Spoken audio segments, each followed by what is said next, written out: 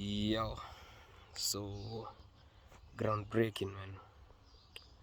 Shit, man, it's scary, but it's so exciting. So first project, ndo msa wangu they like the supervisor anaitwa Jimo, kama na wasa kuchimba hapa hivi. The first order of business ni maji. Any place you need water, so let me show you, it's a whole shamba. Have some neighbors around. Kuna some neighbors, but so jana nilink up na mse fulani wa Nyewasco na aliweza kunisort your stuff, my applications, juu title deed, ID, hizo makopi, kuna form unajaza. Nikama hapa hivi akapiga ma measurements, akatupea quotation ya the facilities we need, the equipment and all those things. Not equipment, the nini, the material.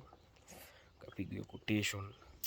Story ya quotation we'll talk about it later, lakini